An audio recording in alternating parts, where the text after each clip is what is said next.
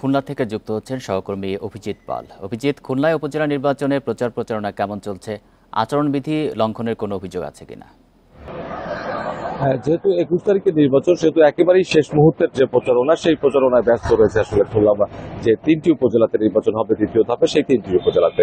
খুলনার ফুলতলা উপজেলাতে আমরা যদি বলি, সেখানে ইলেকশন করছেন 4 জন প্রার্থী এবং 4 জনের মধ্যে একজন প্রার্থী তিনি নির্বাচন থেকে সরে দাঁড়িয়েছেন এবং তিনিও ওখানকার খানজানি থানা আওয়ামী লীগের সভাপতি এবং এছাড়াও এখানে নির্বাচনের প্রতিনিধিরা রয়েছেন বর্তমান চেয়ারম্যান, ফুলতলা উপজেলা চেয়ারম্যানের উপজেলা আওয়ামী লীগের সভাপতি এবং জেলা আওয়ামী লীগের সদস্য।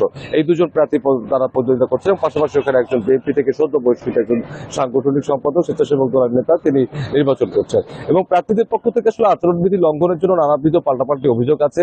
তারা বলছেন যে যেখানে তাদের কর্মী এবং সমর্থকদের অন্য প্রার্থীর সমর্থকরা তারা হামলা করছেন, বিভিন্ন রকম ভয়ভীতি দেখাচ্ছেন এবং পাশাপাশি তারা বলছেন যে যেসব ধরনের মাইকিং ব্যবহার এবং নির্বাচনের অফিস ব্যবহার করার জন্য যে ধরনের নীতিমালাগুলো রয়েছে, সেই নীতিমালাগুলো বাস্তবায়ন হচ্ছে না।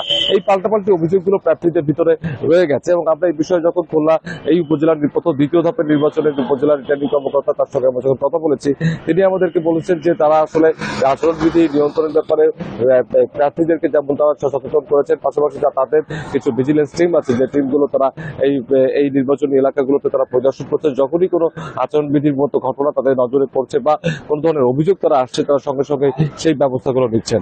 এছাড়া উপজেলা নির্বাচনের আসলে এখন একেবারেই শেষ মুহূর্তে প্রস্তুতি চলছে। কেন্দ্রগুলো এখন প্রস্তুত করা হয়ে গেছে এবং কোন কোন কেন্দ্রগুলো গুরুত্বপূর্ণ সেগুলো চিহ্নিত করা হয়েছে এবং দ্বিতীয় ধাপে খুলনার যে 3টি উপজেলা নির্বাচন হবে, সেই 3টি উপজেলায় প্রায় 60% কেন্দ্রকে এক গুরুত্বপূর্ণ কেন্দ্র হিসেবে চিহ্নিত করেছে রিটার্নিং কর্মকর্তারা এবং আগামী 21 তারিখে একটি সুষ্ঠু নির্বাচন এবং ভোটারদের উপস্থিতির মধ্যে একটি নির্বাচন অনুষ্ঠিত হবে বলে রিটার্নিং কর্মকর্তা এবং প্রার্থীরা তারা আশা করছেন। খুলনা থেকে জানাচ্ছেন সহকর্মী অভিজিৎ পাল।